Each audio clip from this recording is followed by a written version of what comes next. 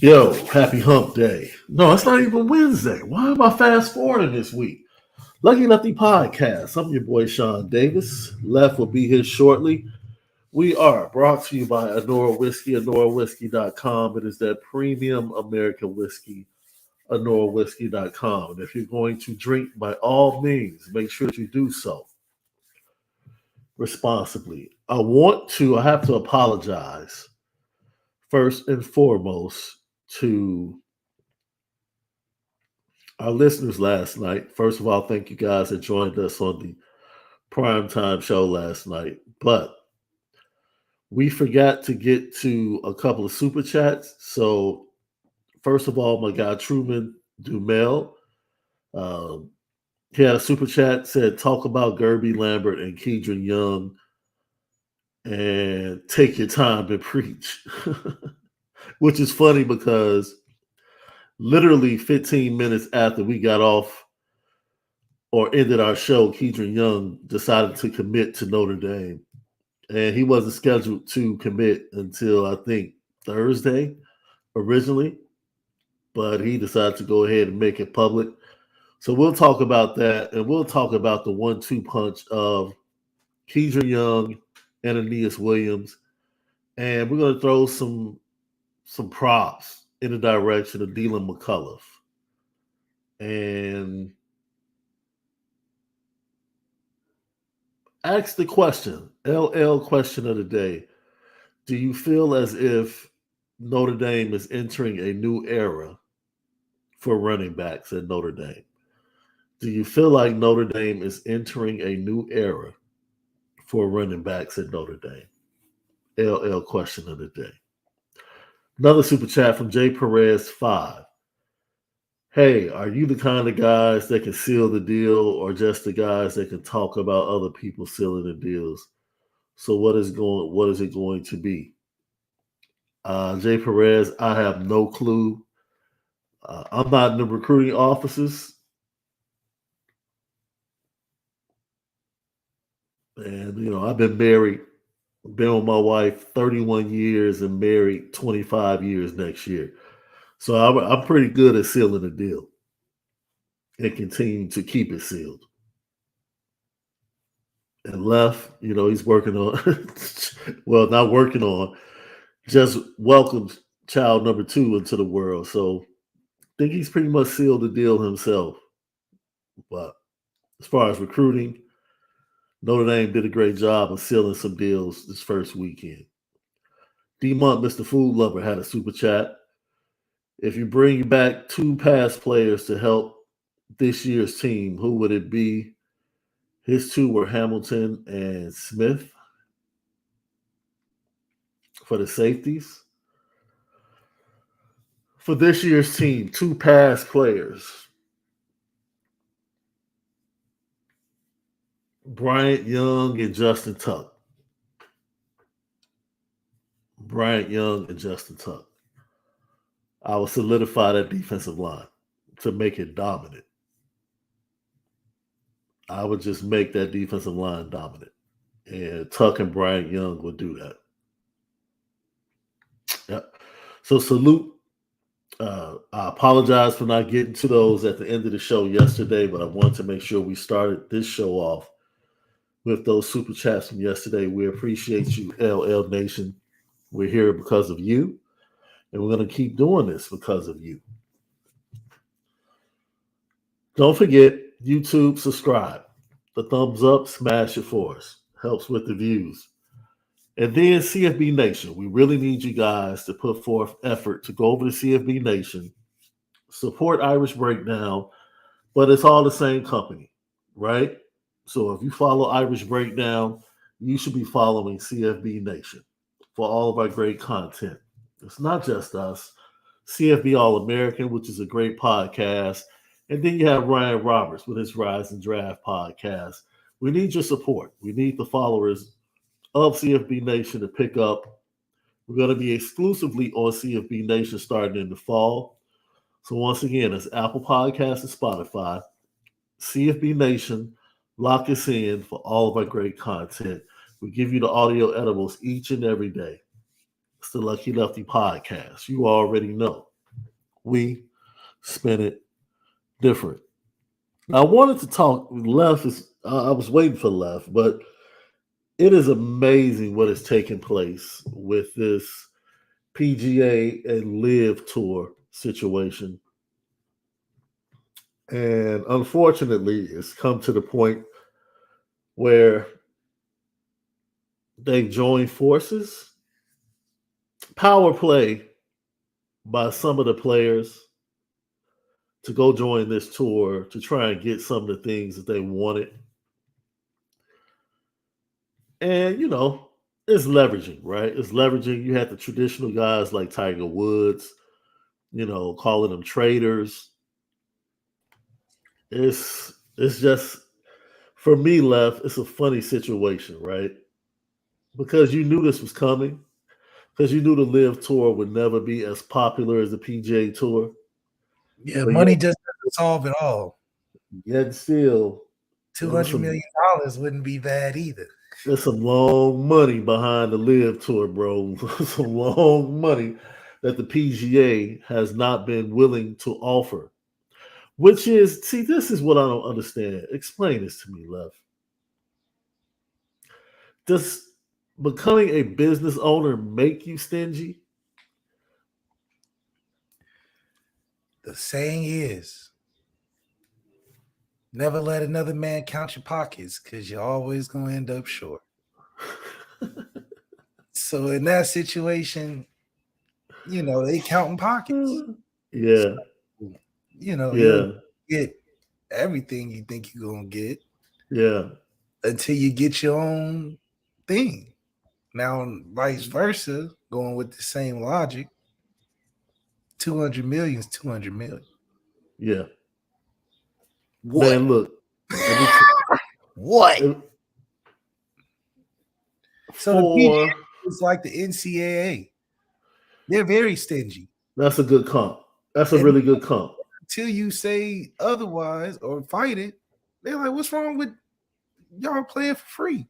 And let's make cajillions of dollars off you. What's wrong with that? It's until you have a problem with it. They'll be like, okay, well, I thought you guys were cool with it. I thought it was all gravy. Same thing with the PGA. The PGA got money to spend. They got money to spend. But they're like, okay, you can go over there and get your 200 million. We're not giving that up because why? We're good stewards.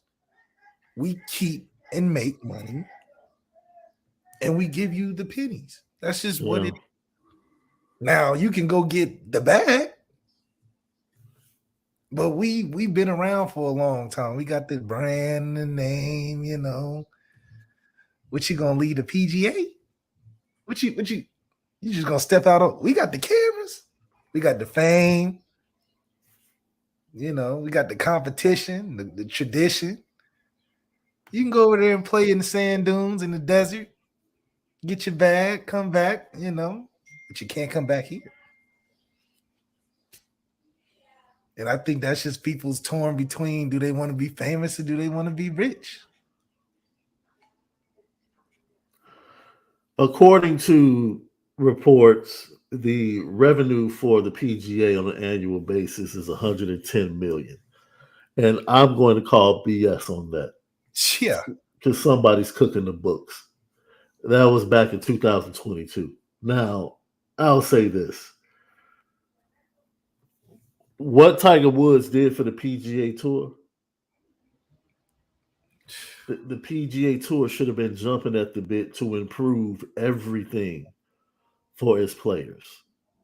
But what they tried to do is they tried to hoard every bit, every morsel of money and revenue that was created by the Tiger Woods movement. And just kind of say, okay, we had to treat him a little bit different.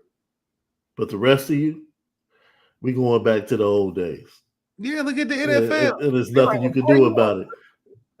You want what, Lamar? We didn't Patrick that. Yeah. So it's crazy.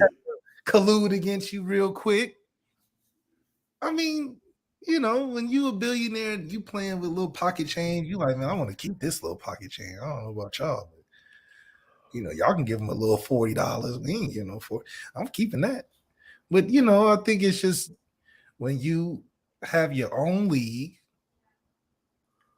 that you bought and paid for, do what you want. Yeah. I don't understand why people get so upset and want to fight it and try to embarrass the owners and stuff. Why? I paid for, Now, if you had your own league, Shaun, and you got players in your league talking about, man, Shaun, you ain't paying me enough. You ain't, this and that. You be like, well, hold on now. You want me to get rid of my own team? Absolutely. Wait a minute. You said, okay, we can move some money around and all that, but I ain't getting rid of my own team. I done said some stuff back in the day. Yeah. I can say what I want. It's my team. Y'all getting upset, man. So I do think that when you play another man's game, what do you expect? Look, I'll reiterate, because I see people in the chat, and obviously people are not. Let me give even further clarity. And it is about Tiger. Because I never said anything solely about prize money. I said the PGA should have been open to improving the way they treat their players and making everything better. The argument for the players have never just been about prize money. Follow the story. The PGA has done a less than average job of taking care of its players. And it's really sad. I will say this. They have one of the best post-career financial systems for players they might be the best when it comes to pensions. They might be the best when it comes to pensions. PGA Tour's pension is absolutely amazing. Absolutely. But you got to think, like, the collective bargaining union for the NBA and NFL is trash, and that's the players' fault. So they care about legalizing weed. They don't care about getting no money. It's just so, like, dude, talk about the experience. I don't think people understand. Talk about your experience at the Waste Management this past year. It's like it's pretty cool because you get a chance to have golf look like a different kind of sporting event. Yeah.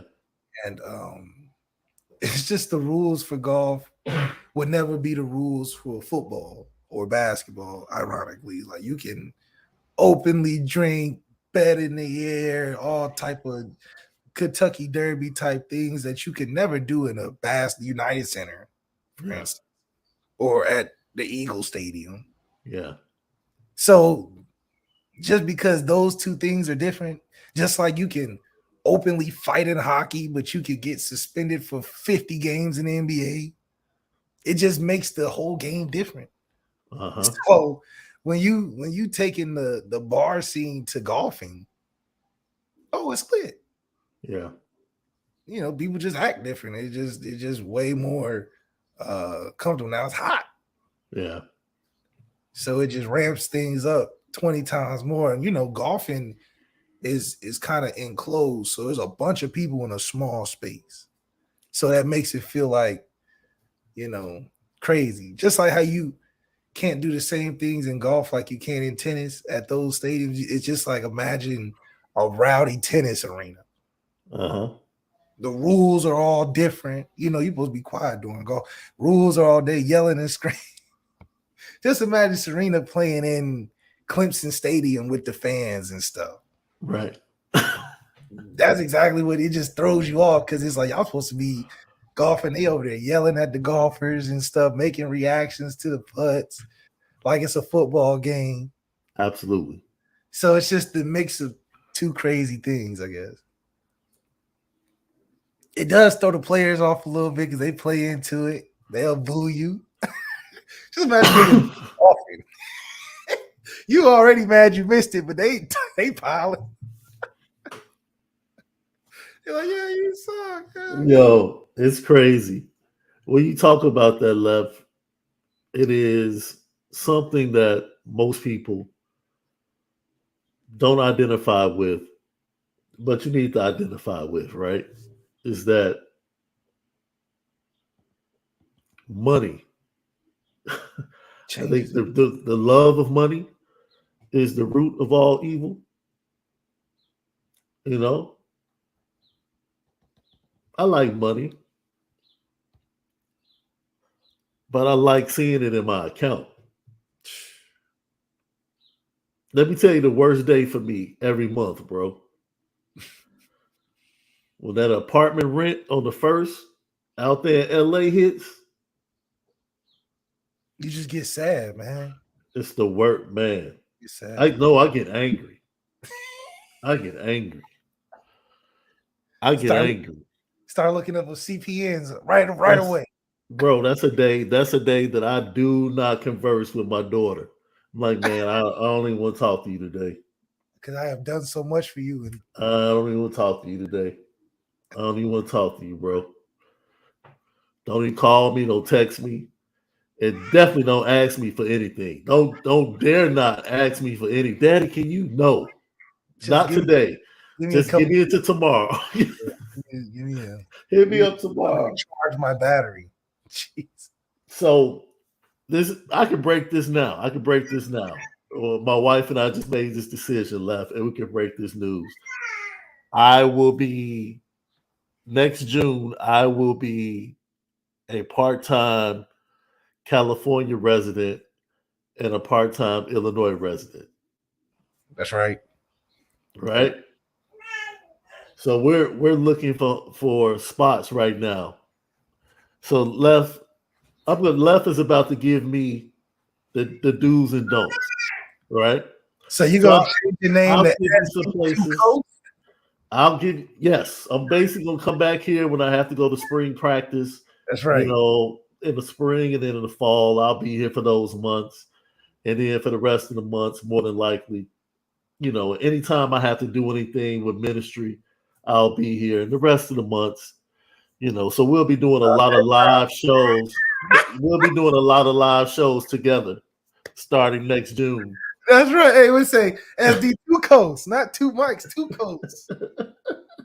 Yeah, about time. J Car, Snowbird done hit him now. J Car is crazy. He said SD's bank account crying hearing that news. Well, I happen to marry a very, very good partner. So it's not so much pressure as you might think, J Car. That's right. That's Yeah, right. but no. Redondo Beach. So here's the kicker. No, here's the kicker, left. I can help you on that. I don't know any information for you. Okay. There's nothing you can help. Let me run down. I got some friends, but okay. Just hit me with the friends. That's the first one you throw out. Okay. Hey, I just got a list of cities. I got a list of cities written down. Left. I'm sorry, man. You talk about that. No, I don't mind driving. I can stay 30, 40 minutes away. I don't need to be in LA. Stuck 30, 40 minutes away in that little area. You can be like, why would I got everything. You're going to start walking, Shaun. You're going to get a bike. Shaun, you go to Redondo, you're going to get a bike. You're going to be like, a car? 30, 40, what? That's far. I can't get there on a bike in no 30. All right, so Inglewood. What do you think about Inglewood? Okay, now it's getting that's an area that's coming up. Okay. Now you still got your prominent shops. Okay. Your food spots that you like. You're probably gonna get a little more ethnic. You're gonna get a little more of your African and Jamaican foods experience.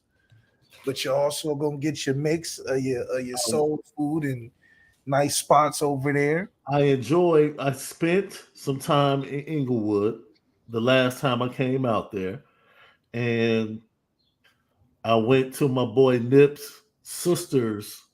Have you ever been to her health food store? I haven't.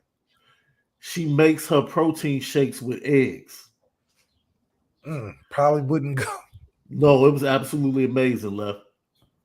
It was amazing. It was Okay. amazing, bro. It was amazing. It's two thumbs up for me. Yeah. You Now, know, by the time you say you coming out here, Inglewood gonna be really, really nice. yeah, the price is probably going to be a little bit. It's you playing ball now. You Yeah. go out with Dondo first. So You not in AAA no more, Shaun. You in the majors. well, we'll be, dude. I'm not buying a home. No, that's good. No, You know this what I'm is saying? nice Two contract. bedroom, two bedroom. That's all we need. That's all you need. You know, what are your thoughts of Pasadena? Pasadena's a little out there. Okay. It's a little older than what's on the come up in the other two areas that you mentioned. It's bigger than the other two areas, but it's the nicest area to buy a house because of that it's bigger. Pasadena's it's pretty solid. I've been there a couple times, not too much. I've been more Long Beach, Okay. LA, Long Beach has OC some Valley. some upscaling taking place as well. Yeah, Long Beach downtown is that's Yeah. your lake view Yeah. over there in um, Signal Hill's nice. You got Seal Beach. If you got the Uh-huh. beach vibes, you can go closer to the water. Long Beach is like a nice little area. It's got its LA features. It's not LA, but it's got its LA features. It's all the footballs here. You got the Boscos, modern days. You close to the OCs with the Bishop Viejos and all those big schools. Okay. What about Torrance?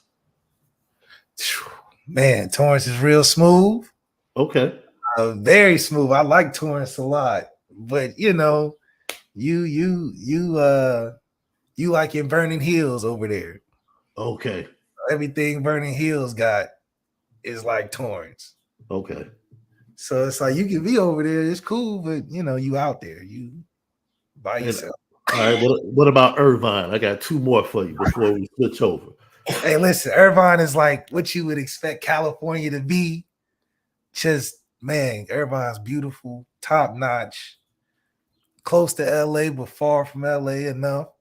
You right next to the airport, the best schools in California over there. So you got the nice little neighborhoods. Irvine's a nice little place to be. See, that's very important for us. See, I was talking to someone and I was like, see, the school district is important for us, even though we Best don't school, even though we don't have kids, because anytime there's a great school district, the parks are gonna be dope.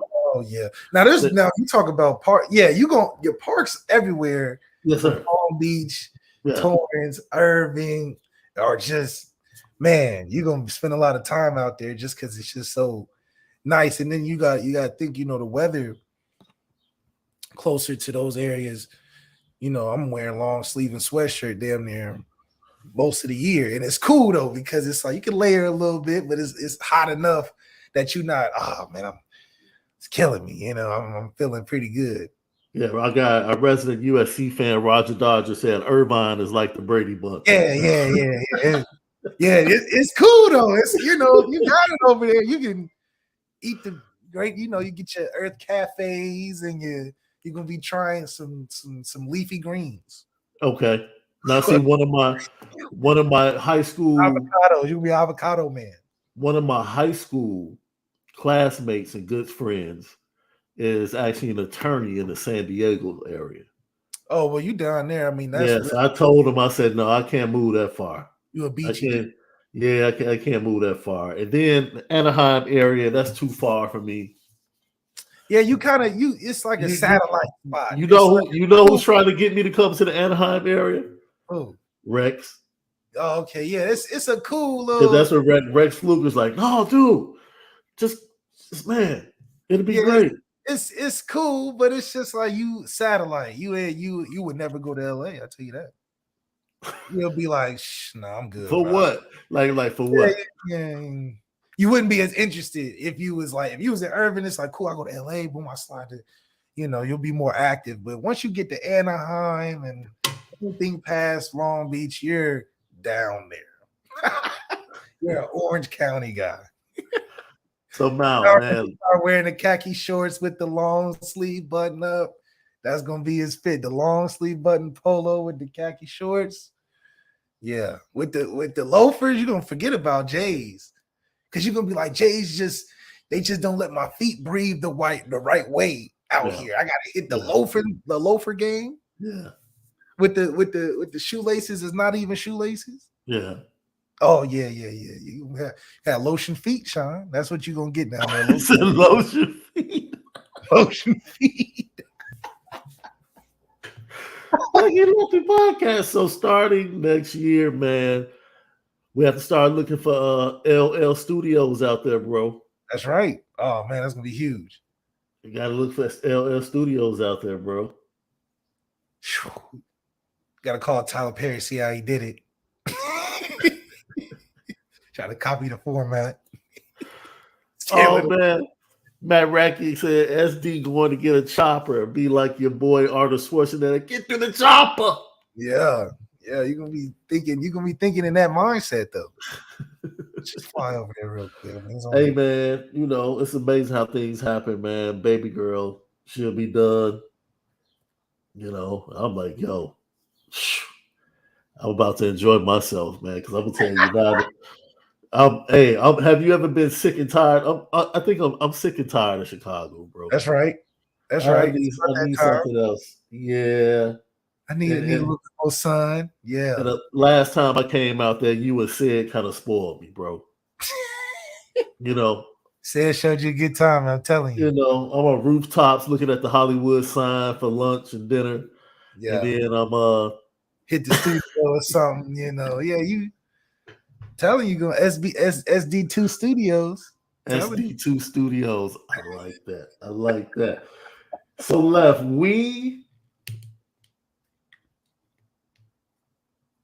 in the show last night, and literally 10 minutes later, Kedron Young commits to Notre Dame. That's right. Should have just held on. He should have called in. Roger Dodger, there are a lot of Notre Dame fans in California. That means we have to do a weekly show in a bar. Yeah, there's an OC stronghold. LA has one. San Diego has one. It's like 3 clubs. So you're gonna find your people. There's 3 clubs, 3 indie clubs in San Diego? No, one in San Diego, one in LA, and one in Orange County. Nice. We can hit all 3. Yeah, so I mean they're pretty cool. You know, I think it can be more active. Yeah. Just because it's far away. So, you know, it's gotta be popping. So, I think you know, it's so funny. I think of the Real Housewives of whatever city. Yeah. How they had those events. It should be set up like that for the Notre Dame. Just because that's just the type of vibe, right? It should be one of those vibes. Oh man, you just said something. Have you seen this show, Summer House Martha's Vineyard?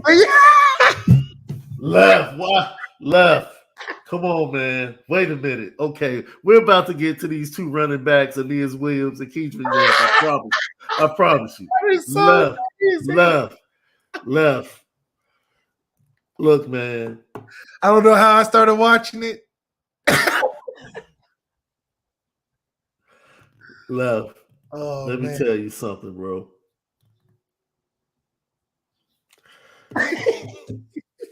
There's a lot of things wrong with that show. First of all, I would have a sincere conversation with my boy Silas, like, bro, I'm not about to listen to this every night. My boy Amir is on the couch, had to move down. On the couch, yeah. You know what I'm saying? It's like, what are we doing, man? And then my man is like, we got to be discreet. She can't be discreet, bro. Like, take that in the bathroom, but like, do something, man. It's wild, bro. We got to talk about that offline. Yeah, it's a twist. It's a twist on real world house food, but it's like different though. It's too many things. Assist BDBs, he said, yeah, Martha Millions be popping. It is, man. If you guys have never seen the show, it's on Bravo on Sunday nights. It is absolutely funny. I love Nick because Nick wears a lot of polo stuff. Yeah, he wears a lot of Well polo. dressed, well dressed They dude. all dress pretty But smart. Nick is a weirdo. The whole situation with his supposed girlfriend, it's weirdo. Jordan, I don't know what's wrong with her. Jordan, the craziest one to me. The first episode threw me off on Jordan. I was like, Oh, she went hard at old boy. yeah, She went hard. What he did was wrong. Come on, dude. very true. That's LL question of the day. If somebody came and did a number 1 and 2 in your bathroom and just left it, how would you react? And you never met the person. And you never met the person. You don't know them. They came into your place, did a number 1 and 2, and just didn't flush. How would you react? I thought they were well within their rights. I thought they were well within their rights, bro. What's going on with the show, man? Hey, man. I didn't even think I would like it. Yo, that's a fabulous show, bro. That's a fabulous show. Lucky Lefty Podcast. So I want to go harken back to when Deland McCullough first took the job, right? And he comes in and he has to have a conversation with what's in his room and what is on the board as far as commitments in the 23 class. And he has a young man out of Florida committed to Notre Dame. And eventually a conversation takes place and the young man ends up decommitting from Notre Dame.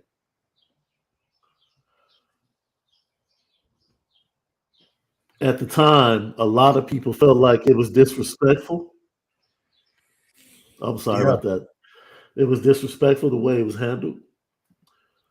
But they end up with the number 5 running back in the nation and Jeremiah Love. Upgrade. Very much an upgrade. Home run hitter. Outside, inside.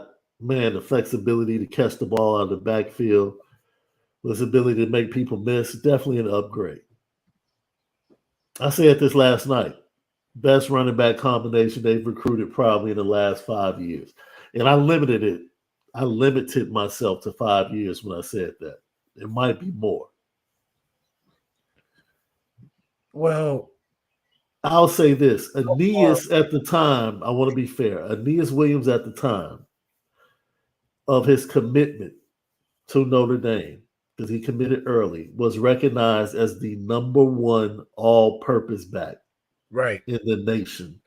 And he was ranked as the 6th best running back in the nation. Once he committed to Notre Dame, all of a sudden, all of his rankings started dropping. I don't care about that. You know what I care about, Left? I care about the film. Yeah. I care about the film. And we talk about the film for Aeneas Williams. It speaks for itself, Left. There's nothing else to say. Number 1 all-purpose back, power, speed, mixture, everything. The numbers he's put up. I like him better than the Sammy Brown dude that committed to Clemson. I know he might play linebacker, but he played some running back in high school too. I like him better than him. Well, Sammy Brown's definitely a linebacker at the next level. Look, man, people sit up here and talk about speed, man. I mean, he really a football player with football speed. Like, you're not catching him when he started to do open field stuff. And he's tough. His balance Left is absolutely amazing. Amazing.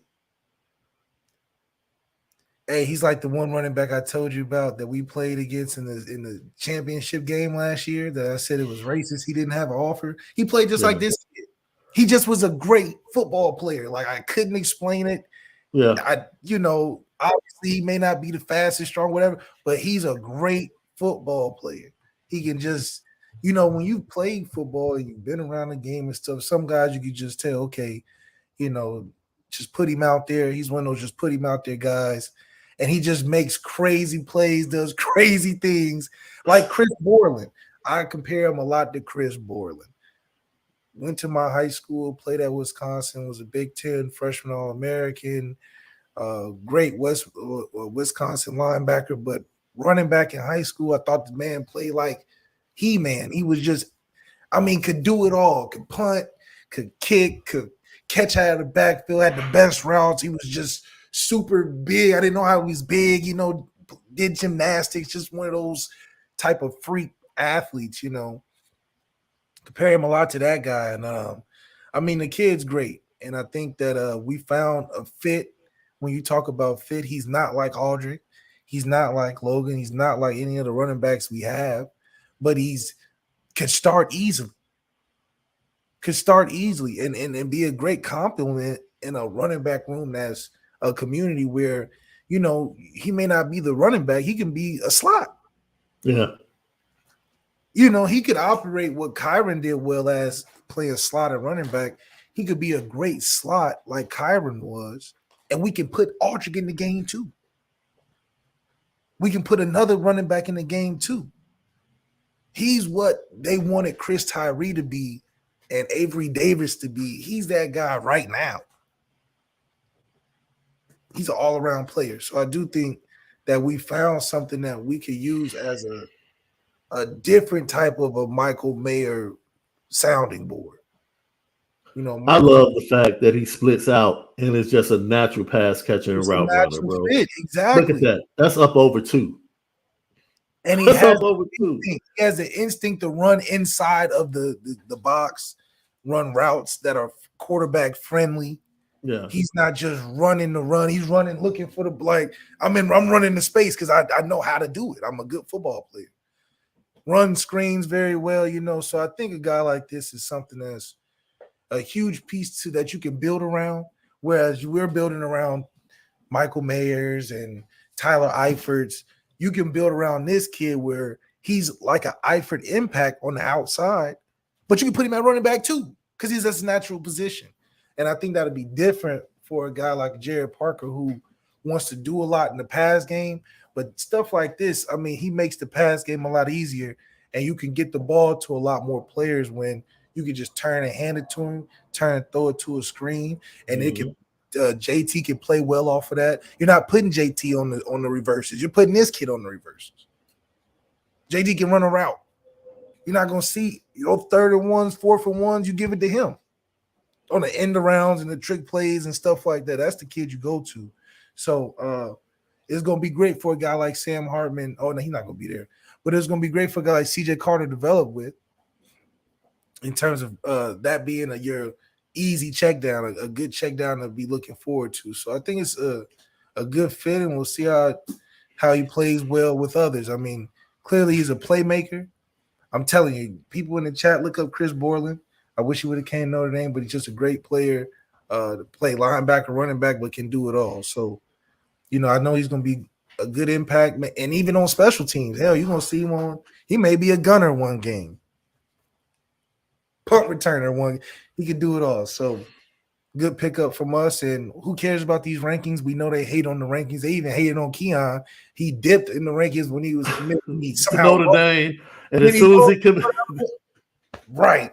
How you rise after dropping? You was already up there. Okay, you lose some, you drop, but you rise again. No, we're not doing that.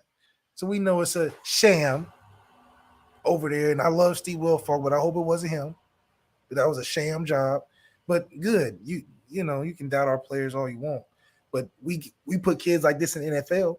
I'll tell you that. That is the number one for me. He is different because I think Notre Dame has had running backs that were good. I don't want to say role players, but they were niche running backs. Like definitely role players. This person did this well. This person did that well.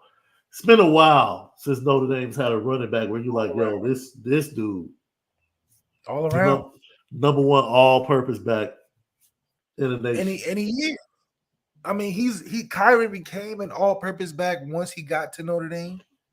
Yes. By his fourth year, he became an all-purpose back. Well, it's third. Yeah, okay, third. Yeah, Well, third year fourth start. when he had to be the all-purpose. Right. We weren't winning games without Kyron for that fourth year. Aeneas is coming in as what Kyron was his fourth year. You can build around that. Now, just imagine now we got receivers that we're using, not that we didn't have before, that we're using. So you think of what Kyron was his fourth year. You put Aeneas in there, balance that with a Tobias, balance that with a JT, and with our young Deion Cosleys and our running backs like we got them. Make him the main guy, and we will have a lot of success. I think he's an unselfish superstar, which is rare because he doesn't have to have 200 yards a game, but he needs to be in the game for other people to, in my opinion, to really play off of and be right. So high on this kid. I was high on Brandon Hillman for the same effect of, we just need him in there. You put him at receiver, you can add another player. So you always think about how you can be a threat. And if you can keep Aeneas on the field and add a Aldrick, add a Chris Tyree, add, a Tobias and a JT and keep it all on one field at a time, it's hard to match up with that. So this is a mismatch type of player, just how I thought Kyron was when he got in the slot and in man situations, he was a mismatch. Aldrick is a different type of beast. I think Jadarian is a pure running back, whereas Aldrick's a power back, whereas Chris Tyree is a scat back. Aeneas is an all-purpose back, right? Jabron Payne is a tweener between a power and a. I think he's a good runner. I think he's sort of all-purpose. Not as much in the pass game as Aeneas, but you can throw him the rock on some outside stuff. So it's a very talented and depth-filled room. And I think Dina McCullough has done a great job of getting the right pieces to fit with the talent. You can't have a bunch of Aldricks just because they're 5-star and they're the best running back in the class. You got to be able to find what matches well with an Aldrick, what matches well with a Chris Tyree. I mean, losing Logan Diggs was great to see what we had in the cabinet. And you're like, oh, we missing a Paprika? Let me get in the knees. Oh, we missing this? Oh, let's get the guy from Penn State. Now we got a kitchen fool. We can make some Creole one night, jump back, and make some Italian with that oregano. You know what I'm saying? So we coming in to week with a different menu. We not school lunch. We the type of lunch that you eat in Irvine. Where you getting a take-home dinner, you getting a snack for breakfast, and you getting a full lunch. What you talking about? Sorry about that. Lucky Lefty podcast. Indiana, Hamilton, Indiana, 4-star offensive tackle Styles Prescott has just committed to Notre Dame. Look, we chronicled this in connection with Gerby Lambert's visit and how incredible it was for the current players on the roster. You had older players, alumni that were offensive linemen. That was just an environment surrounding Joe Rudolph, who knew this was a big weekend for him to establish relationships with Gerby Lambert. They hit the home run with Gerby Lambert. They're probably at the number one spot with him, or they get back to the number one spot, which is where they were when he was being recruited by Harry Heastand. And then Styles Prescott was just along for the ride, also with Pete Jones this weekend. It was just a big family affair with the offensive linemen of the past, the current offensive linemen, and the future offensive linemen. And it's one of the best environments you can have for your first official visit weekend if you're Notre Dame. And this is another byproduct of it, as the offensive tackle from Hamilton, Indiana, Styles Prescott, commits to Notre Dame. We knew it was going to take place. We just didn't know when. We thought it might be later in the week, but he's made it official. He is part of the 2024 class. He was, once again, Styles Prescott is a Harry Heastand guy. Gerby Lambert is so Harry's thumbprint on this class is still going to be there. Joe Rudolph's true fingerprints won't be in tow until next season. Right. Pete Jones, Harry Heastand. Styles Prescott, Harry Heastand. Gerby Lambert, Harry Heastand. 3 big-time players that Harry Heastand set the table and got them to come to Notre Dame. Didn't get them to come to Notre Dame, but got them interested in coming to Notre Dame. 2 are in the fold. Gerby Lambert more than likely has Notre Dame at the top of his list. We're talking about running backs and a new running back era right here on the Lucky Lefty podcast. And I'm going to go back a little bit further because I think this gentleman, going back to the story we told about Deland McCullough when he first came in, he was the true definition of switching gears when it comes to big-time talent at the running back position, and that is out of the St. Louis area, I got Jeremiah Love. The speed with this kid left.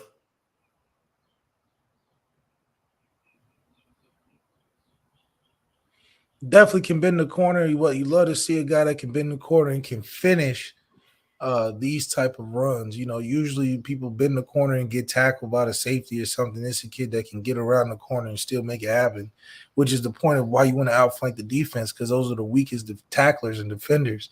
He's not going down by ankle tackle. He's not breaking speed either. So just the legit open end speed, you think a lot of like a Charles Johnson. Chris Johnson, those were the Titans. Being able to take something and have a third level of speed where the third level defenders can't catch up to if they don't have the right angle. He outruns the safety's angle on this, and the safety was supposed to be D-gap. He outrunning the guy that has a responsibility from depth. And that's just something that you're going to add. You think of this player a lot like how we thought of George Atkinson. A lot of speed, sideline to sideline. He can bend the corner. He's not necessarily going to run in between the tackles, but when you need to get around the defense, you can count on a guy with just track type speed like how George was. And that's going to be beneficial because you think of a guy like Jadarian, who I think is more of an all-purpose guy. This is a kid that you want in open space when you're throwing the ball to as well. Because he can do well with the ball in open space like this, take advantage of the gaps and not break speed. This is a valuable and interesting piece that you add when now you're considering what's the style of offense that you're going with. You got a super power back that's been leading the team for a good amount of time. And Aldrich estimate, are we transitioning into this kind of thing? Where we're outside zone, we're trying to hit the outside and increase some inside with some runs, or where are we going in terms of the fit for all of the running backs? I think Aeneas Williams is a great piece because you can do a lot of things. This is a running back where he needs the ball in open space. He can get around the edge, but he's also got some moves, and I don't know about his hands necessarily, but at this point, the way Marcus Freeman is recruiting, you got to damn near do everything. I need to see a couple of plays where he's tackling to make sure I know he's a Marcus Freeman recruit. But you love the fact that you can get the amount of talent you do, and now it's like, damn, I hope nobody transfers, because with us throwing the football more, hell, what are we going to tell some of these recruits? Hey, I know one thing, that running back room is about to be best in the nation. Some people are going to have to make some business decisions. I can tell you that. Yeah, somebody's going to have to, because this is, it's just stacked. Yeah, so people are going to have to make some business decisions, bro. It is definitely an upgrade in athletic ability at the position. When you talk about Jeremiah Love, when you talk about Aeneas Williams, and then getting Kedron Young in the fold with his power and his speed, his ability to run inside. Like you broke down this film, you said, look, That's inside zone with him all day. all day. You just bang inside zone with him all day. Yeah, it's just what's the rotation now? I mean, good grief, you know. Well, it's very Georgia like, right? Georgia's man, every year they use 3 running backs. We got more than three. That's the Yeah, thing. we do. We Darius, do. Audrey that are there right now. Chris Tyree that are there right now. Jabron Payne that is there right Yes. now. All four are viable. Chris Tyree's a senior, so they try to move him to slot. Now you got three. But then you got Aeneas, Jeremiah Love, the Penn State transfer. Yeah. Who else? Um, You still got you said Jabron, right? yeah, so that's 7 guys, Yeah. and all these guys are going to be there this year or next year. Well, they'll all be next year they will all be in the room together. Yeah, somebody gonna have to. Well, Audrey's gone after next year, or Yeah. after this year coming up, right? I mean, he can go. I They expect him to leave. Yeah, I they expect him to gonna leave. have to push him out. Not push him out, left. I think he knows this is his monster year and his opportunity to say, "Yo, I'm going to the league." He gonna have to Yeah, because yeah, it's go. You know, we love you, but you had your little moment. We love you, unless you was Jerome Bettis. what we Any have is Bettis you get, you still gotta go. question for you, left. Chris Ayers, we appreciate you. Who has the higher upside, Kedron or Aeneas? I mean, with running backs, you're not gonna know until they get there and how they use them. So, I mean, I would like to see them both succeed. Hell, it'd be better for us. But Jared Parker's got to find a way to uh, find what's important in the run game. Who are we looking to be a track team to get it outside and outflank? Or are we trying to go to more all-purpose route with Aeneas where we want to do a little bit of run, a little bit of screen, a little bit of pass, a little bit of protect? So I mean, it's a good and bad problem to have. I think having an identity is important, and identifying the best players is going to be even more important. And even more important than that is calling the plays for the best players. I think that's just bottom line. When you get into the toughest and tightest positions, you need to call the best plays for your best players. Yeah, So, we have a lot of good players. But who's the guy on the offense that's like, we got to get him the ball? Who's our Kyrie in 2019, 18, 19? Who's our TJ Jones, mm. Will Fuller, Ivory? I think we need 2 to 3 guys like that this year if we want to be a team that's worth being anything. But those 2 to 3 guys also got to be your best Doak Walker award, your Bolitnikoff winner. Think about USC. They got the Bolitnikoff, the Heisman. Ohio State got the Maxwell and the Bolitnikoff last year. So you got to win awards with being these top 2 or 3 players that we calling a good lion's share of the plays for, because those are the guys that are the you call it and haul it. We had one last year where, okay, if we call this play to Michael Mayer, he's probably gonna get it, and we move the chain. Alabama at one point had 4 or 5. You had Devontae, that's an automatic. He was catching, he had like 10 catches for 200 yards, something stupid, on the same field as a Jalen Waddle who gets 5 catches for 180. And then, okay, if y'all want to stop the pass, we'll just hand it to Najee who gets 20 carries for 306. Something that's stupid. That's stupid. But Najee Harris won the Doak Walker, and Devontae won the Heisman, and so Mac Jones, all that. So yeah, you need to identify the best players on the offense and it has to be identified as that. You can't just, oh, we got 10 guys is catching the ball every game. That's not going to win the big game. It would be nice. But in the big games, I need to know who the stars going against the stars. What stars we got versus USC? Who we got versus Caleb Williams and whoever they got? Who we putting on that ESPN highlight of the big matchups? Sam Hartman. We rolling out Sam Hartman to represent Notre Dame on the flyer of the biggest matchup again of the year. Who we rolling out there? And I think that's important. And back in 2015, you had your pick. You put Ronnie on that thing. Q, Jalen, Will. You like, oh shoot, it's a big. I gotta watch this. You know, you got Jalen on the field. You know, Ohio State it was Jalen, Will next to Zeke and Michael Thomas. That's a great game. I want to watch that. Who we gonna put on Ohio State poster board this year? Sam Hartman versus and then Marvin Harrison on the other. That's not a has to be Marvin Harrison Jr. Has to be. I want to watch that. But who's on our side? Who we gonna roll out? Who's intimidating you want to see on offense? They're gonna be showing the highlights for the game. If they don't stop such and such on Notre Dame, it's gonna be a long day. Who they gonna say that about? See, that's the difference between why we don't get the respect in big games and why we always get treated like some underdog in big games.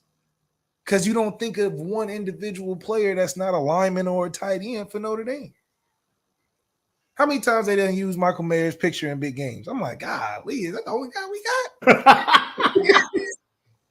I don't see Michael Mayer flash every week. There's no one else we can put up on this poster board. They don't respect nobody else. I mean, that's what they tell. That's what the media is telling me.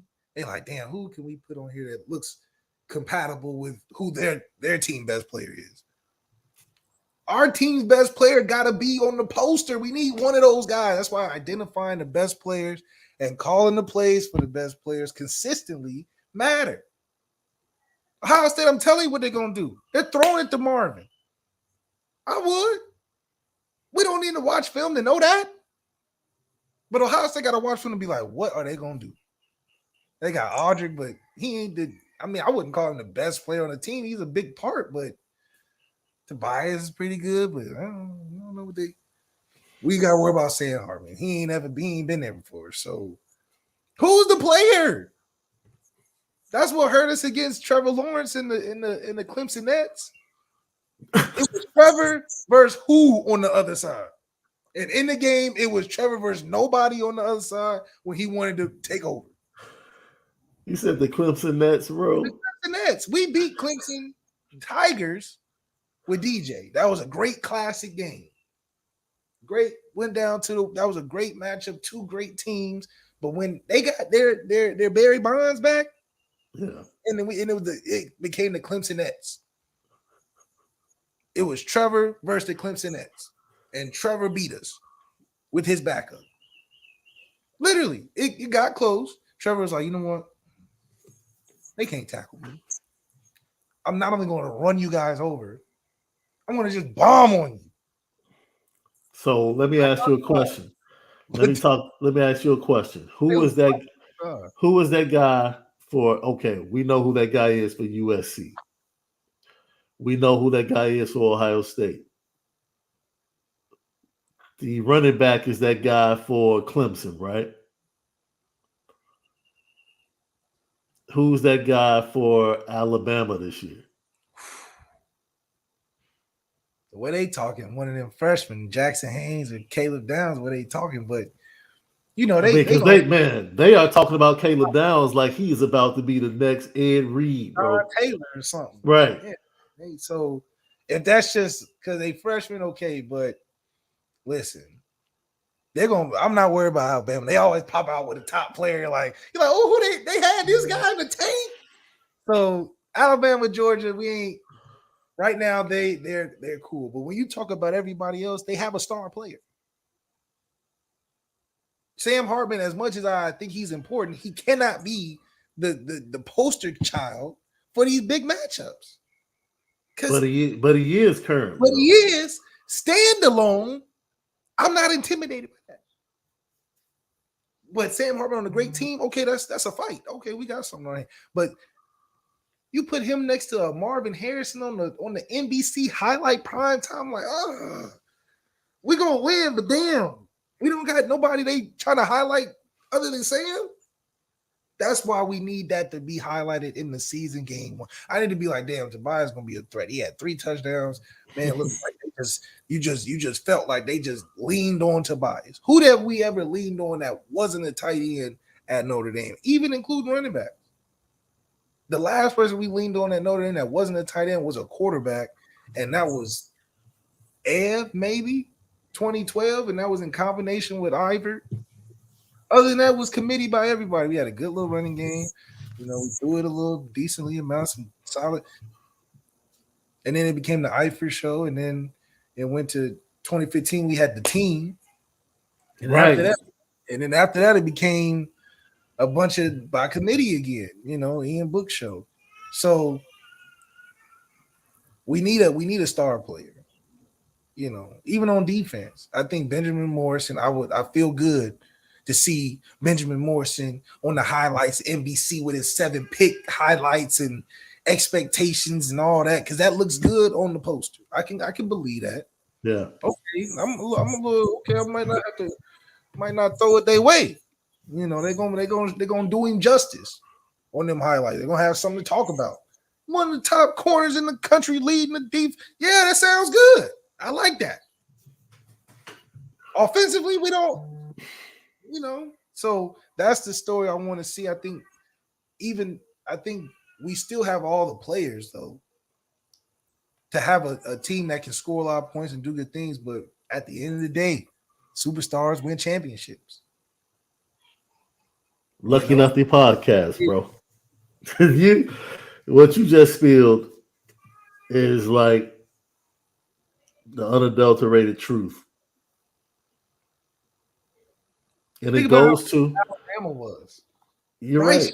Will Anderson when it was all, it's like when you turn the TV on and the chips got down, as great as Alabama was, they said we got to call on Bryce. And yeah, we slipped some, but because Bryce is their best player, he kept that thing afloat. That's in tough games. Even in the games they lost, it was like, Bryce, save us. And this is Alabama. And he was out there saving, and that boy was cooking. He deserved to be, but that's also the number 1 player in the NFL draft. We need that. That's the difference. And that's the truth. I mean, you know, we are not intimidating on that poster. I keep talking about the poster because I gotta think College Game Day hasn't been to Notre Dame enough, but I understand why. What's the story? They not coming? We had the best sack leader. Game Day wasn't coming to see Isaiah Fowski like they was coming to see Chase Young. Like they was coming to see Joey and Nick Bosa. Game Day was there. They said, oh, we got Nick Bosa. He's number 1. He should be lifting dudes up one arm, throwing dudes. He's great. Game Day didn't come to see Fowski like they should, like his stats said. He was damn near a combination highlight with other players on our Game Day.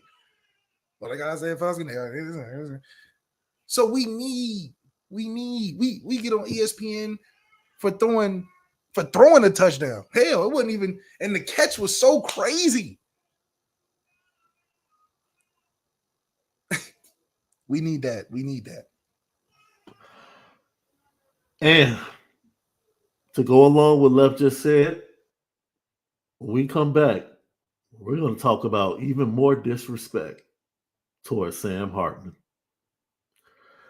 It's one thing to take it from ESPN, but when it comes from a friend of the program, Oh man, we'll talk about it next. Your audio edible, Lucky Lefty podcast. We spin it different. Left, I go to the athletic and I go there happy and I go there shaking my head. I'm happy because there's an article by Scott Doctorman that says college football's sleeping giant. And it is a fantastic article about the job that Brett Bielema is doing with Illinois football, Left. It made my heart. Oh, it made my heart sing, Left. It made my heart sing, bro. Why are you surprised? It made my heart sing, bro. I said, oh, my boys are being viewed as the sleeping giant. Because, of course, they have 2 more first-round picks on the defensive line this year. You know, even after losing to DC. You know, it's amazing how he's up there now. It's amazing how Illinois can find first-round picks on the D line. But let me stop. They recruit out of Chicago. That's why. Let me stop. Let me stop. I don't want to get on my soapbox. It's not the time today. I just think that's amazing that Illinois can find first-round talent.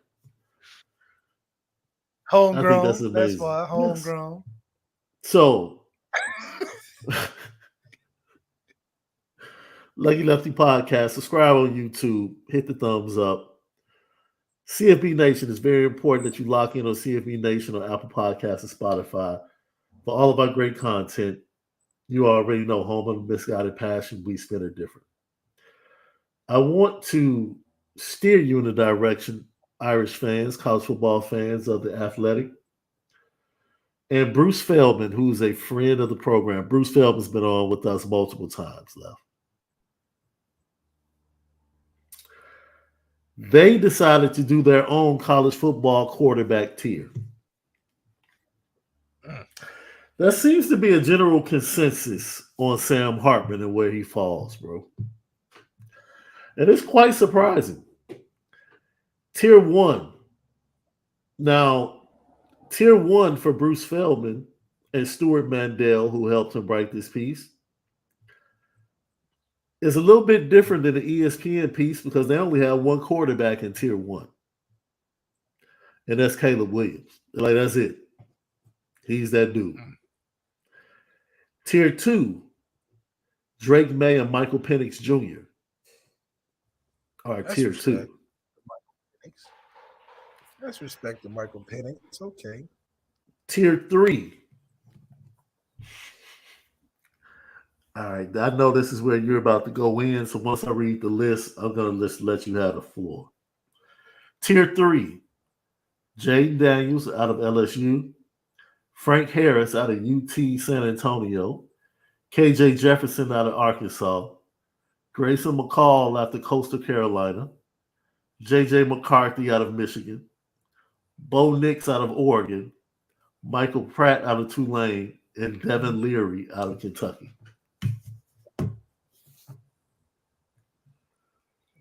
Okay, what matters is what's tier 4 and 5. That's what matters. Because it's just a matter of who's in the other tiers. Because Spencer should have been called already. I don't know what's going on. You know, Grayson McCall, who is that? You know what I mean? Like, oh, I'm sorry. The kid we freaking was interested in. What the hell? Like, no. Tier 4. Okay. Sam Hartman from Notre Dame. Dylan Gabriel from Oklahoma. Tanner Mordecai, the transfer from SMU to Wisconsin. Cam Rising from Utah. They got him right. Because remember, ESPN had Cam Rising like tier 2. And I was like, come on. Yeah, man. Cam Rising is definitely a middle of the road guy. He's just old. Jalen Daniels from Kansas. Talia Tagovailoa from Maryland.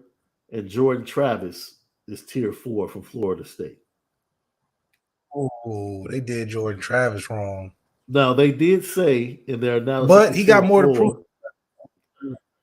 They did say that Hartman and Travis merited consideration and conversation for tier 3, but ultimately, Hartman throws for a lot of yards, but he also throws a lot of picks, 26 in the last 2 seasons. It'll be interesting to see what we look like as a defense responding to that, because we're not an offensive turnover prone team. Yeah. So to put our defense in peculiar situations like that, even with last year us doing the picks like we did, is uncharacteristic as it was. If he bringing 10 interceptions into Notre Dame, that's going to change a lot. I mean, hell, I don't even remember last time we threw 10 interceptions in the season. Shit.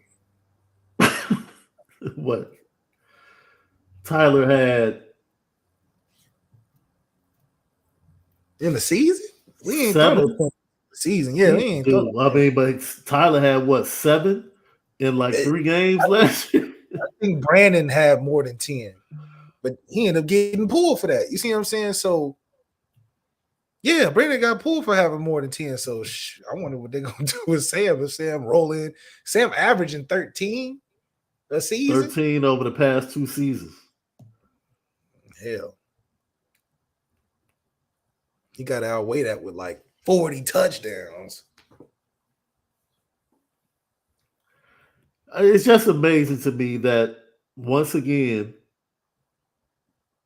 the people that evaluate the position, I have more respect for Stuart Mandel and Bruce Feldman, because Bruce Feldman evaluates, that's his thing. He evaluates the quarterback position, has written multiple books about the quarterback position. So I respect him a little bit more than those over at ESPN. And for his list to have Sam Hartman in the 4th tier, with consideration for the 3rd tier, once again, in my opinion, fits right in line with what I've been saying. It's an upgraded quarterback. But he's not Caleb. He's not Trevor. He's not Deshaun. No. And if Notre Dame fans are expecting him to be that, you're doing a disservice to the young man. He has to come in and be a part of this team and win games with his teammates.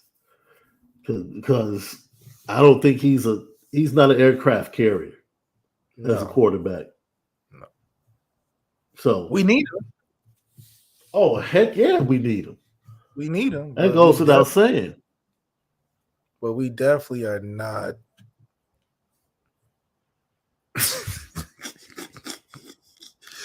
We can't go into no primetime matchup with him being on the poster. Because from ESPN standards, or whoever these rankings were, you putting a 4th tier quarterback as your best player offensively? I mean, that's just you trying to. That's why Vegas always takes the other team. Okay, we're gonna play a game here, recruiting game, Notre Dame style. I'll help you out with the questions. We're gonna play a game. I'll ask you something. You tell me. This is Notre Dame recruiting, right here, the Lucky Lefty podcast. Best recruit pre-internet rankings for Notre Dame.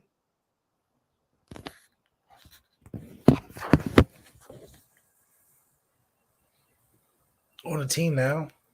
No, dude. This is going back pre-internet.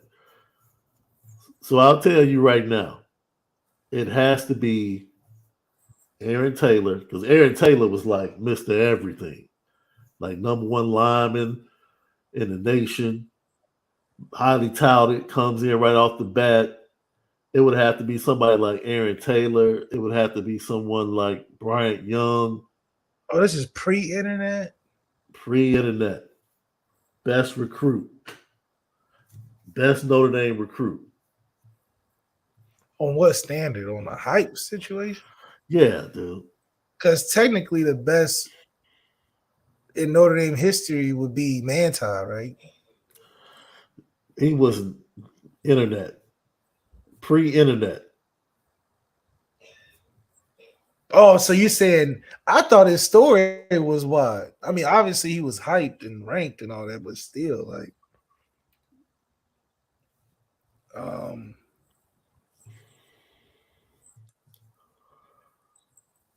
Demetrius DeBose was highly touted. That's a good call, Chris Ayers. well, how did they go about recruiting? I mean, rankings before the internet. I don't know. They went by city, right? Or like, I mean, Tom Lemming doing what he's doing right now, getting in his car and driving.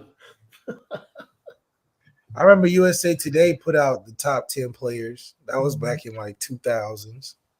Isn't it amazing that Tom Lemming is? Isn't it amazing that Tom Lemming is doing the exact same thing that he was doing like years ago? He's still driving around to every city, bro. Damn. Still driving around. All right, best recruit in the modern era. That's Manti for you. I mean, technically, but it's Jalen for me. Okay, Manti for the what it was. For me, I'm gonna say Michael Floyd.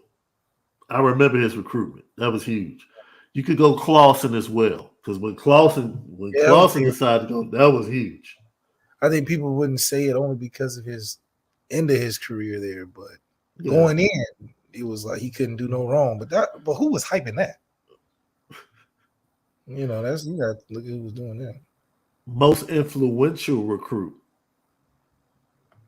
for Notre Dame. Will Fuller in the modern era. Because we didn't expect it to be at what it was, and he became consistently great for 3 seasons. High draft pick, impactful and offensively because we haven't had nothing since. And that was 7, 8, 9, 10 years ago. We haven't had something like Will Fuller for 10 years. My counter to Will Fuller is Zach Martin. Ah, man. Well, then I think Zach Martin. I think Zach, but Zach gave birth to Q. Yeah, well, Zach was the first one that got drafted first round. He started the run. Zach Martin was that was the dude that turned Notre Dame into O-line U up until today. Zach Martin is one of the most influential. Yeah, 100%. Okay, ever. yeah, that's true. It'll be Zach and then Will.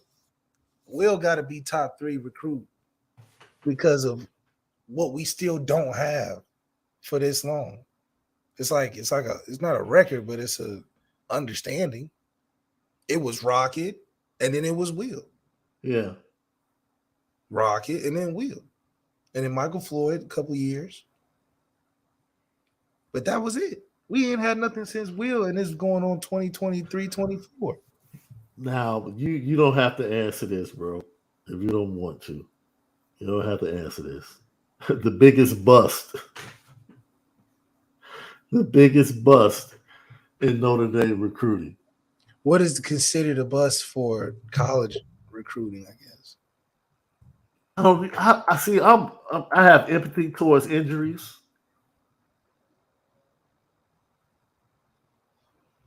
So if you get injured, hype on Danny Spawn, I remember that they was super hype on Danny Spawn, and then he got hurt, like something with his neck, and then Jalen. But I don't know. Jared Grace, because he got hurt and never heard from again. That's what I'm saying. He got hurt and never heard from again. James Aldridge got hurt.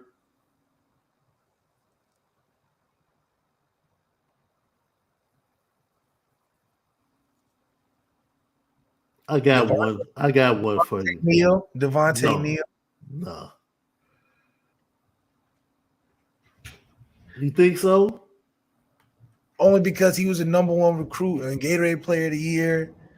Started as a freshman on punt return during the 2012 season, and that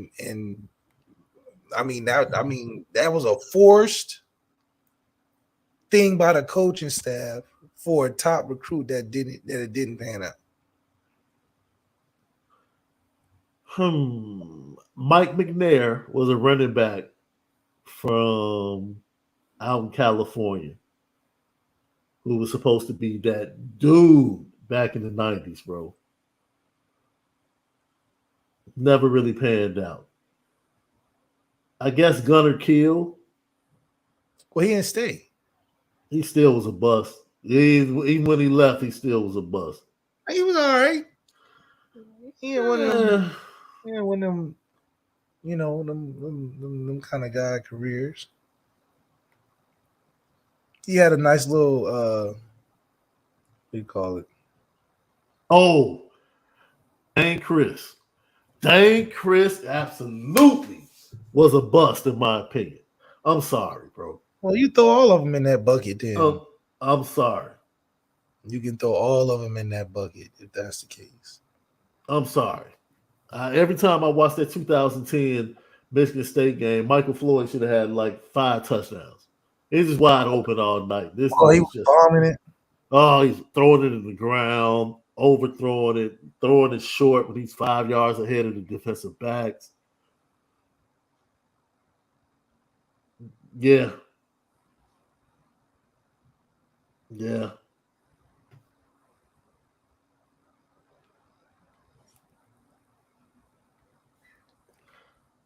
That's what I'm saying. It's hard to really call somebody a bust because so many of these things are because of injury. Right? I guess you're right. With Gunnar Kiel, he was only there for a year, so I could be fair. I could be fair with that.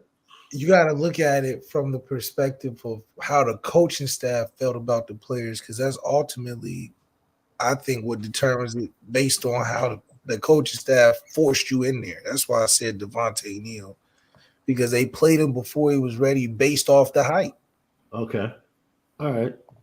And he wasn't ready, but technically that's a bust because they thought you was ready.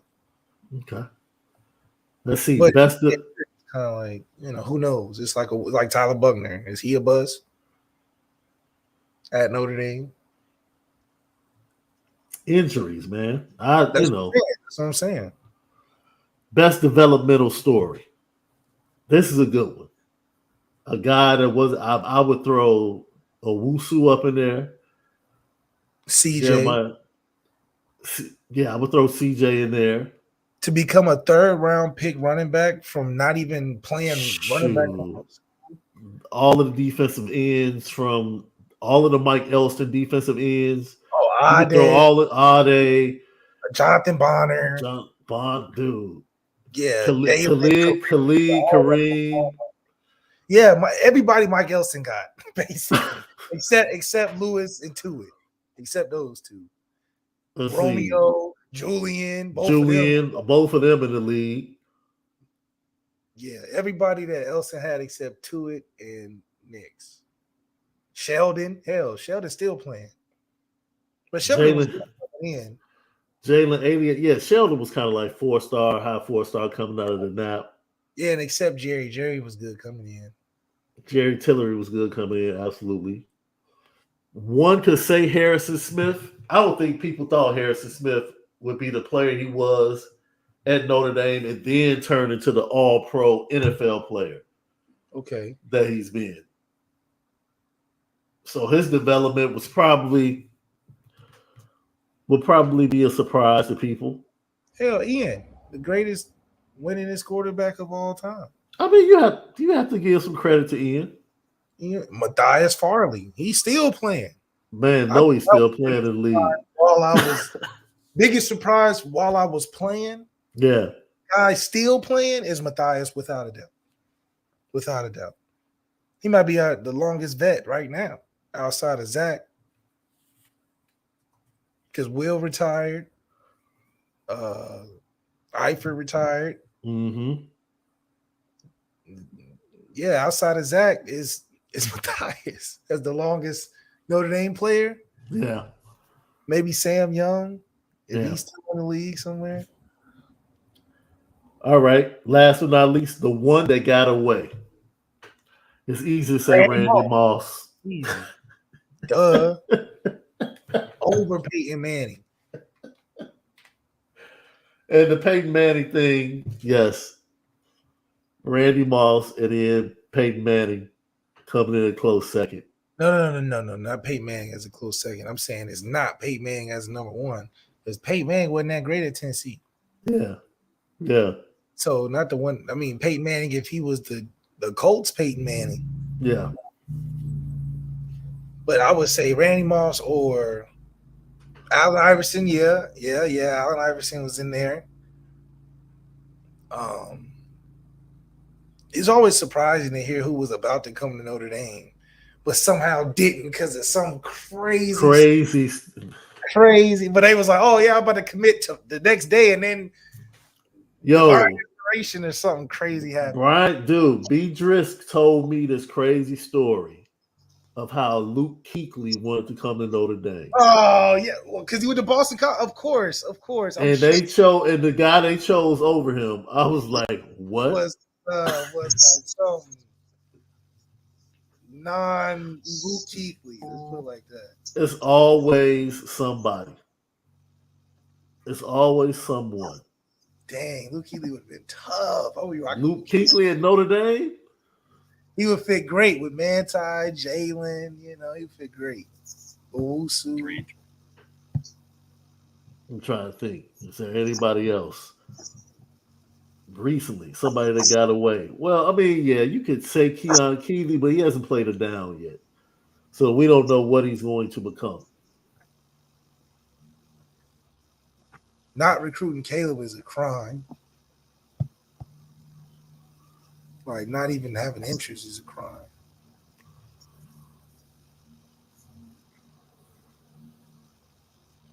I don't know how close Amon Rob was to joining his brother in South Bend.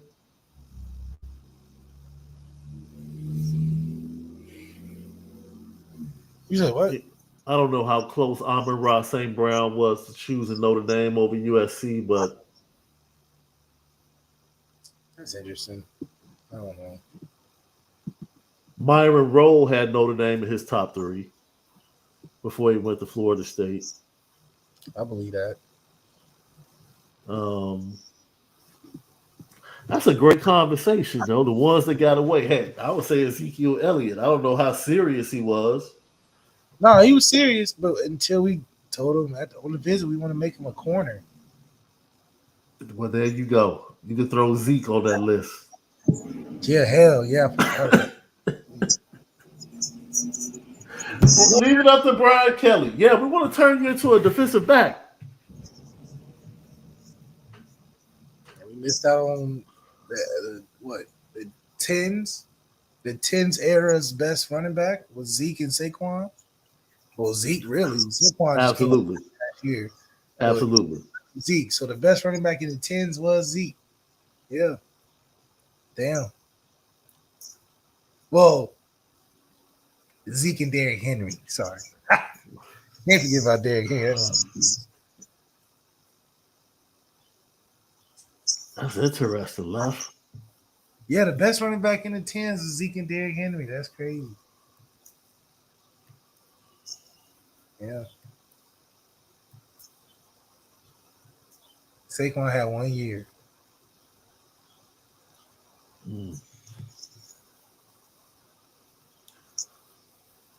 I feel like we're missing somebody from a developmental story. Frank Stamms.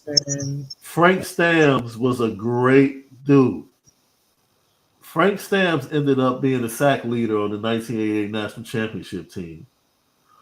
Really got his change to take a step forward when Lou Holtz took over.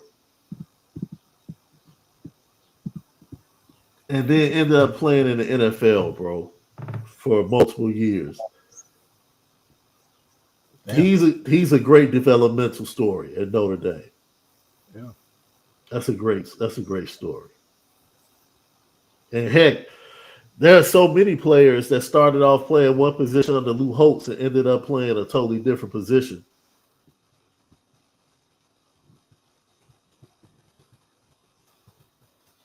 Man.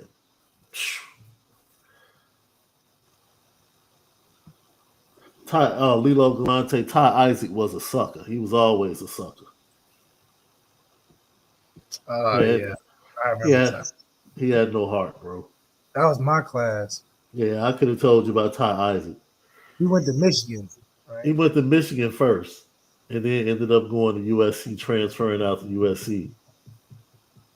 I always think of Ty Isaac in the same light as the guy from UCLA,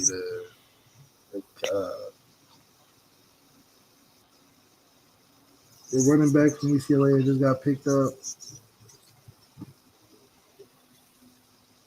What's his name? The light-skinned dude. He's big. You said the UCLA guy that just got picked up? Yeah, the running back.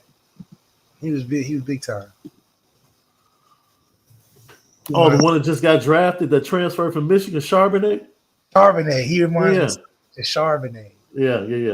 I always get those two mixed up. Man, Lucky Lefty Podcast. We gave you a lot today, man. We talked about turning the corner with the running back position, welcoming in a new era with Deland McCullough, Deland McCullough's impact in recruiting and doing so. Then we talked about recruiting and went down the all-time recruiting at Notre Dame in categories. It's a big-time show today, Lef. Yeah. We continue to spin a different Styles Prescott. Welcome to the Notre Dame family.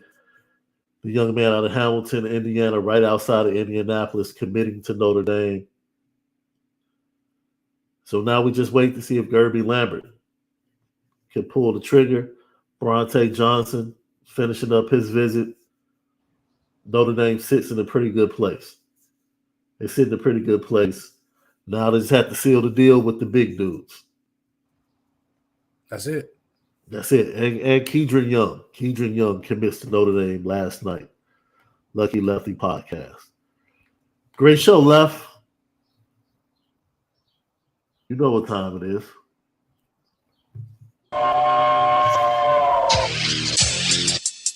Petticoat.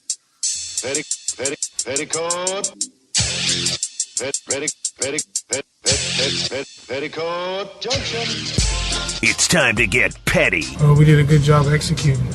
Are you upset with something? And fire up the Petticoat Junction train. I just don't like you. You don't? No. What is today's petty historic? Petty Junction.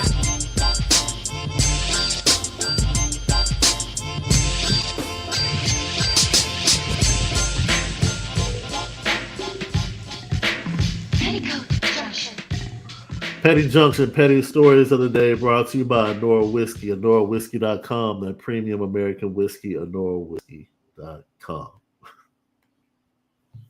Yo, have you seen the viral video where the young lady's doing a report from the Stanley Cup? And, yo, she stiff arms a rowdy fan as he tries to come in to mess up her shot.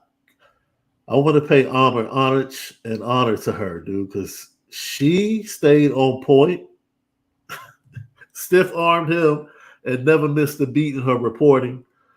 That's a fantastic job by her. And you don't understand how difficult that is out in the field. That's about as good as the Steve Smith one.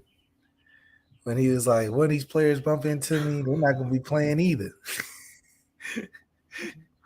Man. You got to be tough with your back turn, though, because they want you to stand right in action. And, you know, players that are warming up, they don't have no regard to the sideline personnel necessarily. They think you're in the way. So they overthrow a ball or something, they're going to get the ball. You better watch out. Oh, man. And then, you know, there's nothing worse than ordering something at a restaurant and then the food just isn't the same. Have you had that experience, Love? Where you go back home and you had your favorite spot you used to go to and you're like, man, you got your mouth ready for what you used to get back in the day, and you not. order it, and it's just not the same anymore. No, it definitely is a disheartening thing. You know, that's why you got to make, annual trips annual. I had that experience recently, Left.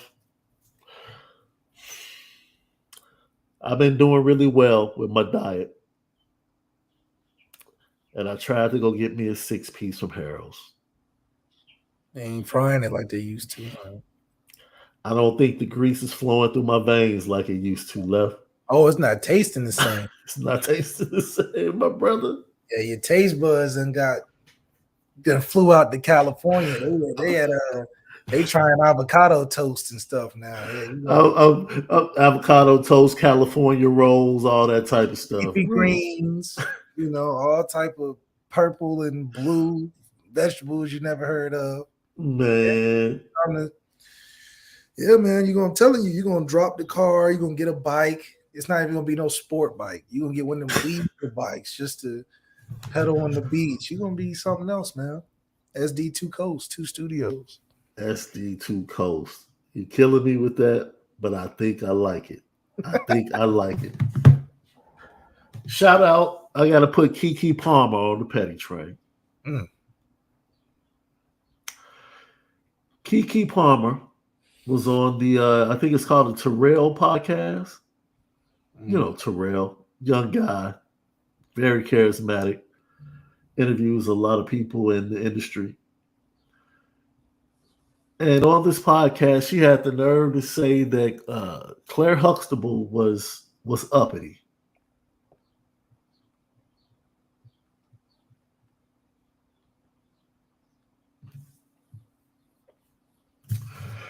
There's a lot of TV moms I'll let you talk about. Claire Huxtable ain't one. She a hater. Man, you know how many times Claire Huxtable darn near cussed her kids out? Nah, Claire Huxtable is what these women should want to be like. Man, Claire Huxtable was everything, boy. Great balance. She knew how to be classy when it was time.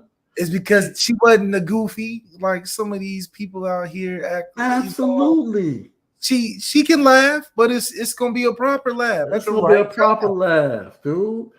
She's the mom that's not your friend. She would put Elvin in his place. She the mom you need, not your friend. That's why when the kids went to sleep at night, she would come with the apples and the whipped cream in the living room and feed Cliff. That's her, that's her laugh. That's her fun. Yeah. Appreciative. You're grateful. You're grateful yes. Like that. Talk about uppity. What is she talking about? She wasn't laughing and joking all the time. Man, you don't need a Claire Huxtable in your life. Claire Huxtable was everything. Do you hear me? That's right. She is a national treasure, and we shall protect her. That's right. Go do a spelling bee or something. Yeah. Go over there, man. Go try out for another football team or something. That's the wrong TV mom to go after. They didn't have her as a satire piece. They was trying to let's put some real white fundamentals on the show. Right. Michael Campbell said it best. Man. Michelle Obama grew up wanting to be like Claire Huxtable, dude. I mean, I don't really do the Obama thing, but no, I'm just saying. That's right. Michelle Obama was all right. I'm just saying.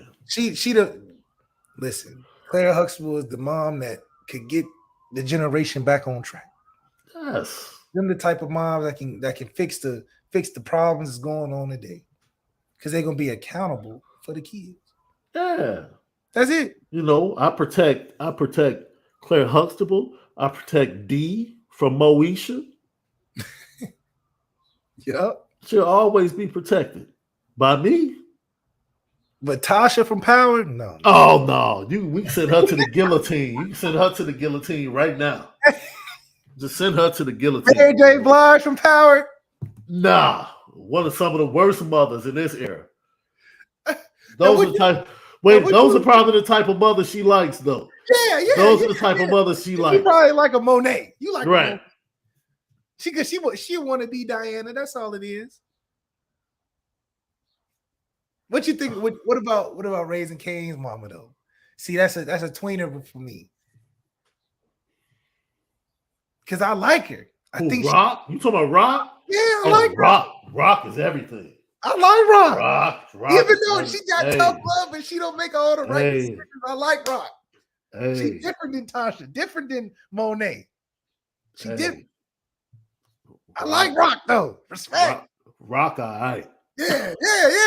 So if you're not Claire Huxtable, you gotta be Rock. I can see that. But see, Rock, you could take Rock to a fine dining establishment. Yeah, she in know, the room though. But and you could be stuck in the alley with her, and she gonna shoot her way out. She might give you the gun. I didn't even know you had one on you.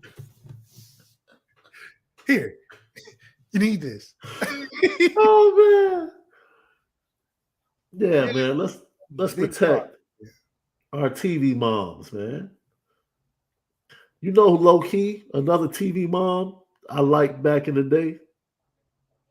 My wife and kids. Nah, I didn't do Tisha like that. Really? I didn't particularly. That's a funny show though, bro. That show was hilarious. Or Bernie Mac's wife. I like Bernie Mac's wife. Yes. I met her in person. Oh, is she cool in person? Bro, true story. You gotta put the hands up. True story. So my boy, when he moved, he was like a PA for the Bernie Mac show. So I go out there to LA. He tells me to take the taxi to the studio because he's still working. I walk in and he's like, "Do you want to meet Kalita Davis?" And I'm like, "Okay." I'm like, "All right, cool." And in my mind, I'm like, "Okay, I'm about to meet, the sister." She opened the door and she was in left. She was in a robe. And I wasn't expecting it. Of course, you just you like, oh, this one is okay. Yeah, you just get ready. And she opens up. She's in a robe, and I know I embarrassed myself because my eyes just dropped. Yeah, he was just like, I'm like, man, I know I'm supposed to be looking you straight in your eyes right now. That's crazy. Yeah. But I shook her hand. She was really cool. She was really nice. Great TV mom. She was. Great TV mom. That's left. Let's do our top 5 TV moms tomorrow at the end of the show. There's a lot. There's a lot out there. LL, think about it. Your top 5 TV moms. Carol Seaver might be on my list, bro. Carol Seaver could be on my list for top 5 TV moms. Lucky Lefty podcast. I'm telling you now, D for Moesha's definitely gonna be on there. Hey man. That's right. Great show. Have a great Tuesday. See you tomorrow for another edition. What are we doing tomorrow? We alternate. We doing prime time tomorrow? No, it's tomorrow's game 3, right? You do morning, yeah. Yeah, let's do morning tomorrow. We'll see you tomorrow morning, Lucky Lefty podcast. Have a great Tuesday, but most of all, make sure you spend it different.